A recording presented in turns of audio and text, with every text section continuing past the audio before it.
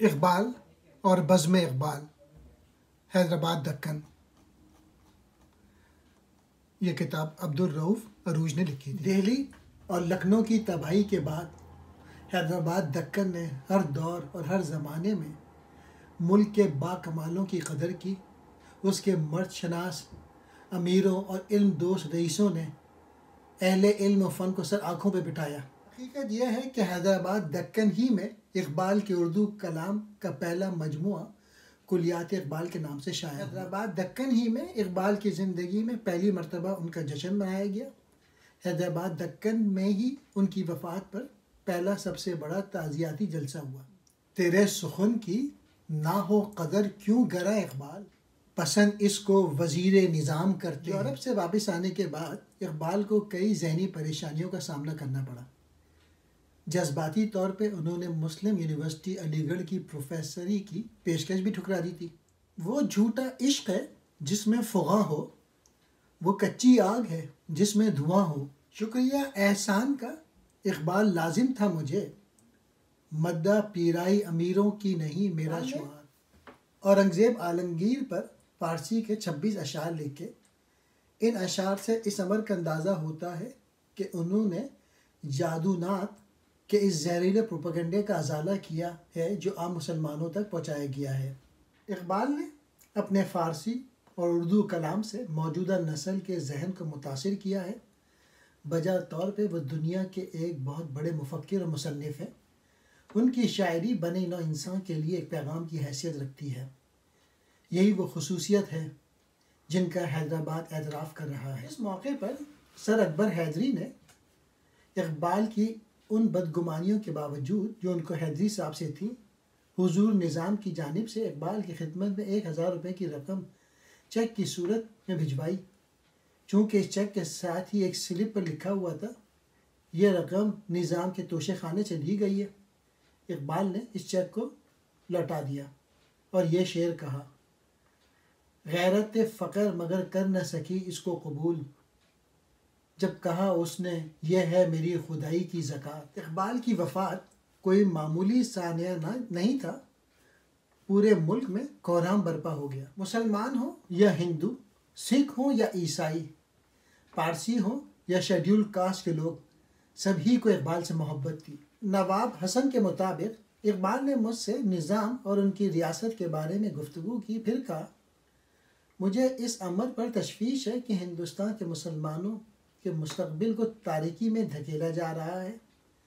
ہم مسلمانوں کے حقوق الگ قوم کی حیثیت سے تسلیم کروانا چاہتے ہیں، لیکن اس وقت برطانیہ اور کانگریس دونوں ہمارے دشمن ہیں، اس لیے ایسا نہیں ہو رہا ہے۔ ہم نے نقش حوث خام نہیں چھوڑا ہے، کام چھوڑا ہے کہیں، نام نہیں چھوڑا ہے۔ اقبال کو شاعر، فلسفی، سیاستدان اور قانون دان کہتی ہے۔ میں اس سے بڑھ کے کہوں گا، اس نے نہ صرف مشرق و مغرب کے فلسفے کا مطالعہ کیا تھا بلکہ روحانی اور مادی کشمکش بھی دیکھی تھی۔ دنیا اقبال کو شاعر، فلسفی، سیاستدان اور قانون دان کہتی ہے۔ میں اس سے بڑھ کے کہوں گا، اس نے نہ صرف مشرق و مغرب کے فلسفے کا مطالعہ کیا تھا بلکہ روحانی اور مادی کشمکش بھی دیکھی تھی۔ وہ دنیا اسلام کی ضرورتوں اور مسائل کو بخوبی جانتا تھا۔ اقبال اپنی قوم سے مخاطب ہے، اس کو بے حسی کے دلدل سے نکالنا چاہتا ہے۔ اقبال کی شاعری کا جوش و خروش چشم بصیرت رکھنے والوں کے لیے بانگ درا اور ضرب کلیم ہے۔ خواجہ حسن نظامی کہتے ہیں، جس کسی نے بھی اقبال کی موت کو سانحہ کہا وہ مردہ ہے۔ اقبال زندہ ہے اور زندہ رہے گا۔ ان کی وہ صورت ابھی میری آنکھوں میں ہے جب وہ محبوب الہی کی بارگاہ سے رخصت چاہتے ہوئے کچھ کہنا چاہتے تھے اور آنکھیں آنسو لا رہی تھیں۔ آخر وقت تک ان کا پیام عمل رہا اور وہ جاتے ہوئے بھی دنیا کو عمل کا پیام دیتے ہوئے گئے۔ کمال یار جنگ لکھتے ہیں، اقبال شاعری نہیں ریفارمر بھی تھے۔ انہوں نے نہ صرف اہل اسلام بلکہ بنی نوع انسان کو راہ راست پہ لانے کی ہر طرح کوشش کی، جیسا کہ ان کے اشعار سے ظاہر ہوتا ہے۔ اقبال کے کلام اور فلسفے کو کبھی زمانہ فراموش نہیں کر سکتا۔ وہ ہماری آنے والی نسلوں کے لیے شمع ہدایت کا کام دے گا۔ اقبال کا خطاب نوجوانوں سے ہے، وہ انہی کو فکر و عمل کی دعوت دیتا ہے۔ میں نے بارہا دیکھا ہے کہ نوجوان اقبال کے شعر پڑھتے اور لطف اٹھاتے ہیں، مگر ان کو یہ پیام یاد نہیں رہتا کہ اپنی سیرت کو درست کرو.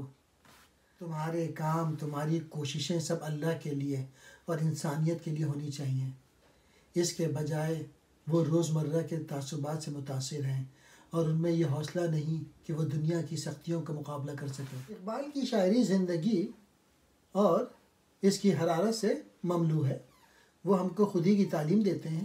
خودی ان کے نزدیک ایک انسانی ارتقاء کا ایک بہت بڑا زینہ ہے جس پر چڑھ کر ہی انسان اپنی استعداد کو بیدار کر سکتا ہے. یہی خودی اس میں قوت عمل پیدا کر کے ذات و کائنات کے نئے افق روشن کرتی ہے. اقبال کی خودی کا سرچشمہ قرآن ہے.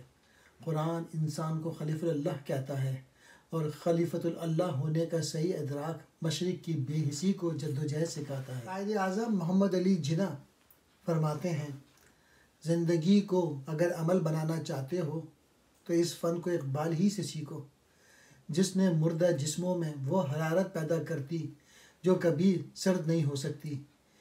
اقبال نے عمل اور خیال کی مدد سے ہماری تعمیر کا جو خاکہ سوچا تھا وہ مکمل ہو رہا ہے. صرف اس پر حاشیہ چڑھانا باقی ہے. بڑھے جاؤ، ساحل تھوڑی دور ہے، علم بلند ہے، اس فاصلے کو بھی طے کر لو، کامیابی تمہارے ساتھ ہے.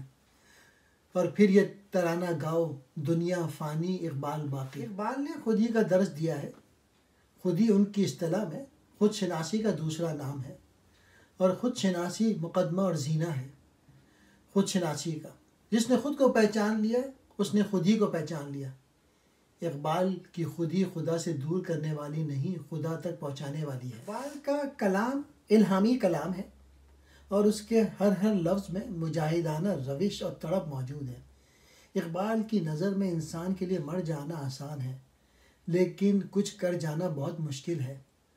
اقبال کا کلام مسلمانوں کو مر جانے کی تعلیم نہیں دیتا. گو آج اقبال ہم سے جدا ہو گیا ہے لیکن اس کا پیام اب بھی موجود ہے. وہ ترقی کی طرف رہنمائی کر رہا ہے.